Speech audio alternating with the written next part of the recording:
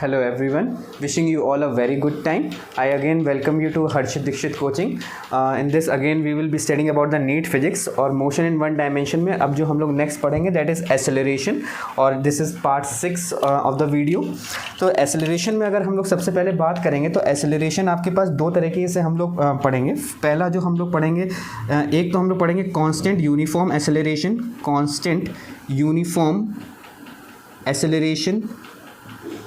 Acceleration और दूसरा जो हम लोग पढ़ेंगे वो पढ़ेंगे इंस्टेंटेनियस एक्सेलरेशन.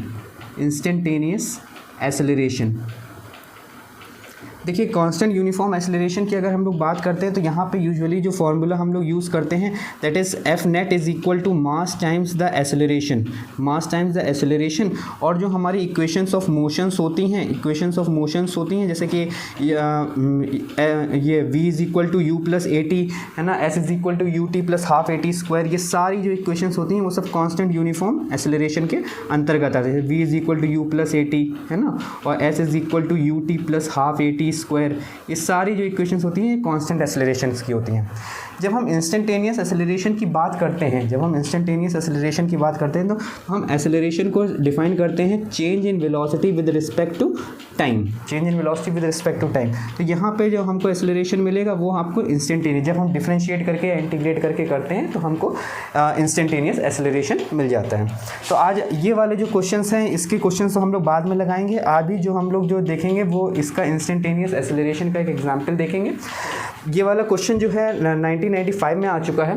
देखते हैं क्वेश्चन क्या है. The acceleration of the particle is increasing linearly. देखिए क्या लिखा हुआ है, increasing linearly with time as b t. The particle starts from origin with initial velocity v naught. The distance travelled by the particle in time t will be the acceleration of the particle in this पूछा है traveled will be. तो यहाँ पे अब हमको acceleration पता करना है तो हम यहाँ पे देखिए प्रोपोर्शनल टू bt दे रखा है. ये क्या होता है, dv by dt होता है. और dv by dt को हम लोग कैसे लिख सकते हैं, इसको d square x by dt square लिख सकते हैं. d square x by dt square is equal to bt लिख सकते हैं. इसको हम लोग इंटीग्रेट कर, देखिए हमको डिस्टेंस पता करनी है तो हमको इस एक्सेलरेशन को पोजीशन के टर्म्स में लेके आना होगा. a is directly proportional to bt, dv by dt will be equal to approximately proportional to bt. और dv by dt को हम लोग लिख सकते हैं d square x by dt square is directly proportional to bt. अब यहाँ से हम इसको क्या करेंगे, इंटीग्रेट कर देंगे.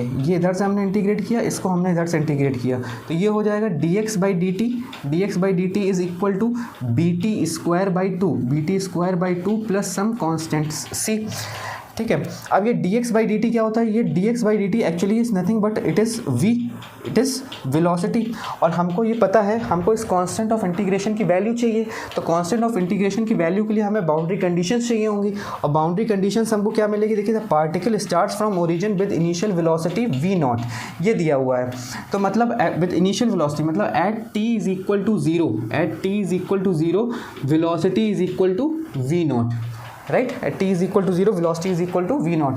तो ये v नॉट को वैल्यू v नॉट को हम यहाँ रखेंगे, t इक्वल टू ज़ीरो यहाँ रखेंगे तो देखिए क्या मिलेगा, v naught is equal to, ये तो ज़ीरो हो जाएगा, ज़ीरो प्लस c तो implying c is equal to कितना मिल जाएगा हमको, v नॉट मिल जाएगा. ठीक है, c is equal to v not मिल जाएगा. अब हम क्या कर सकते हैं, इसको हम उठा के यहाँ पे सब्स्टिट्यूट कर देंगे तो ये हो जाएगा dx by dt. इसको वहाँ लिख लेते हैं, dx by dt is equal to bt square by two plus v naught. हमको x चाहिए, इसको दोबारा इंटीग्रेट कर देते हैं. दोबारा इंटीग्रेट करेंगे तो ये हमको क्या मिल जाएगा, x मिलेगा. ठीक है, x bt cube by 2 into 3 6 plus v not t plus certain constant c1, right, certain constant c1. Now this is the equation of the displacement equation. हमको कांस्टेंट ऑफ इंटीग्रेशन की वैल्यू चाहिए होगी तो हम कौन से हम इसको यूज़ कर सकते हैं कि हमको पता है कि स्टार्टिंग में जो है starts from origin with initial velocity, starts from origin मतलब ओरिजिन से स्टार्ट हो रहा है, मतलब उसका शुरुआती डिस्प्लेसमेंट ज़ीरो है. तो at t is equal to zero,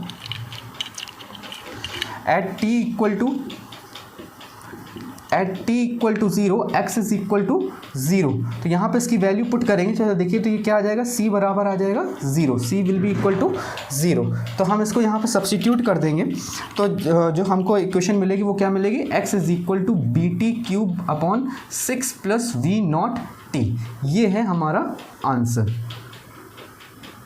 right, ये है हमारा आंसर। देखिए कौन सा है ये आपका, B T cube by 6, B T cube by 6 plus V naught T, ये वाला आंसर हमारा हो जाएगा। इसमें पॉइंट ध्यान रखने का ये है कि हमें किसी भी तरीके से ये वाली इक्वेशन यूज़ नहीं कर देनी है, S is equal to U T plus half A T square, क्योंकि ये जो एक्सेलरेशन है वो टाइम से वेरी कर रहा है, टाइम के साथ क्या कर रहा है, वेरी कर रहा है। तो ये इंस्टेंटेनियस वाला केस बनेगा, ना कि कांस्टेंट एक्सेलरेशन का केस। तो हम ये वाली इक्वेशन का उपयोग नहीं कर सकते हैं एस निकालने के लिए, हमको इंटीग्रेशन मेथड से ही करना पड़ेगा। So that's it for this lecture. Thank you very much. Please share and like and subscribe the channel. Thank you one and all. Thank you.